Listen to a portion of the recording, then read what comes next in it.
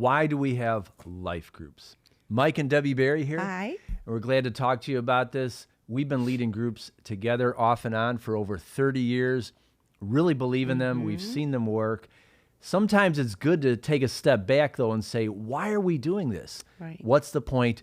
2 words we want to give to you today that I think will help you think through this. Community and purpose. All of us have a God-given need for community and purpose. You see this right away in the beginning of the Bible. The Lord makes people, and right after he makes Adam, you remember the phrase, it is not good for man to be alone. Eve is created. It's about marriage, but it's also just about community. He doesn't just say it's not good to be single. He says it's not good to be alone. So there's a need for community.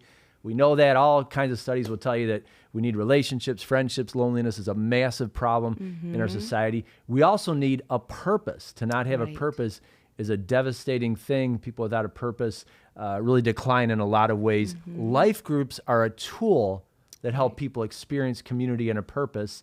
And we both kind of wrestled through that and had to discover that. We both came to Christ as teenagers. Yeah. You were just 13, right? I was, yeah. I grew up in a Christian family, and my parents are believers, and that's how I was used to going to church all the time. And I gave my life to Christ when I was about 13 years old. The only thing is that I grew up in a very small church. So as I was entering my teen years, I felt very much alone. I didn't really click with the only 5 other young people there, my sister being one of them. We're close, but there wasn't much of like community for youth at all. And so I hate to say, but it led me to kind of be floundering. I was sort of living 1 foot in and 1 foot out for many years.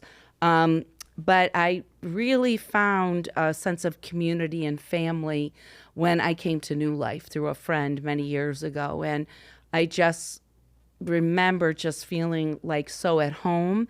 And I actually came way back when, I won't tell you what year, when Dave Garrett was our singles pastor. And that really pulled me in because I thought, I need to be around a lot of believers. I want to grow. God had done some things in my life and I had really done a 180, and I was really wanting to live full out for the Lord in my middle 20s.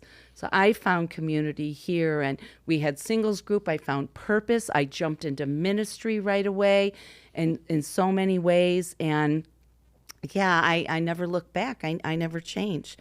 But I found Christian friends and people to walk alongside of in this journey that God has given us. Yeah, similar way. I was a few years older. I was 18 when I came to Christ as a freshman in college. And the little church that my friends brought me to, a whole long story, had some good things, but not a lot of community, not a lot of friendship there. There was a campus group where I really found community. Eventually, long story short, wound up going to Moody Bible Institute for a year and wound up here at New Life. Someone invited me here and loved it and jumped right in. There were a lot of people my age. It was tremendous. For a little while, I had gone to a church where everyone was older, and I was about 20. Everyone was like 35, 40 and up, which seemed really old at the time. But they were at a different stage in life, and I had a hard time developing friendships. I needed people that were living the Christian life at the same stage where I was. And I found that here, and then really started to have responsibility and got involved. I was not a pastor or anything, just as a church member could do so much because that's the way things were set up. So here's what I want you to see. If you're a life group leader, you're not called necessarily to do a lot of preaching. You don't have to be someone that has tons of great insight. You don't have to be a great on-stage singer, the most exciting person in the room always, but you need to help people find community and discover their purpose. Yeah. Right? That works. No, it does. It makes you feel like you belong somewhere and that you can travel this road with other believers who are similar and like-minded. That's why all the different life groups, I know you're going to talk about that too. There's something different for everyone. Yeah. So when you think about a group, think about that as a leader. I'm trying to help people build relationships. And there's a lot of things that come into that, a lot of different aspects, right? The setting, the hospitality, getting people to interact with each other. It's not all about me necessarily studying or having the most profound things to say. That's part of it, but I want to get other people involved. Remember those 2 words. By the way, it's interesting to look even in the world at different areas that those things come up. I've heard it pointed out that most books, most great novels and fictional stories are about somebody finding community or purpose. a lot of movies. Think about it, a lot of movies either talk about community relationships, the typical love story. Someone finds love, they lose love, and then they have love again at the end. It's reconciled, or it's almost reconciled, and it's not. That's a common plot you see over and over. Or, people that are trying to do something great, superheroes, or saving the world, or rescuing the world, or fighting against injustice. And especially if they're doing it with other people. While the Fast and Furious movies are amazing, right? Like, I haven't actually seen any of them, to be honest, but I know there's like 9 of them. I've seen enough clips to get the idea. I think from a trailer, you get the idea. It's a bunch of cool people. They get together, they call each other family, and they do something awesome, and they defeat the bad guys, right? It's a community doing something great. So it's community and purpose. So think about that as a group leader. Let me give you a biblical place to ground that. Ephesians 4:16 says, from him, from Christ, the whole body, joined and held together by every supporting ligament, grows and builds itself up in love as each part does its work. So that means we're a body. We're from the Lord, from the head, we all find our purpose. We interact together. And then it grows together as each part does its work. That means each person has something to do. So one big thing is that groups can do something Sunday morning can't do. What are some of the things you would say, Debbie, that life groups are good at that don't always happen on Sunday morning? Well, I think of the fact that here at Midway, we have over 1,000 plus people, and you can't get to know everyone.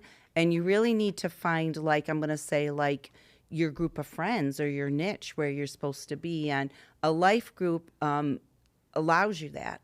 You find other people who are like-minded. Maybe they're in a similar season of life, like we do the married couples now, but I worked with women for years. You've worked with men's group. We also have groups like Crossover and One Youth, and there's women's group and men's groups, and there's all kinds of groups. So you find people that are at the same place as you. So you have those commonalities, and you're able to share and encourage one another and form friendships. We all need friends. That's so important. Right. Right. So it might happen on a Sunday, but a lot of times on Sunday service, people don't have enough time to get together with others, or they get lost in the crowd, or it's hard to break into a social circle. A group, you naturally get to know people. It needs to be small, right, where you can get to know people. Jesus had 12 people with him in a group, right? So it wasn't a group of 50 or 100, usually. Most of the time we see him in a small group. And then finding your purpose, finding a ministry, something you can do, relationships that make an impact, so that at the end of our life, we don't just look back and say, I attended hundreds, thousands of church services, heard some great messages, was a part of some great worship services. That's great. But we can look back and say, wow, I impacted this person. I helped this person. This person helped me. I've developed a friendship here. And there's long-term change that happens in our life, and we really are able to follow Christ together. So community and purpose, 2 reasons we have life groups.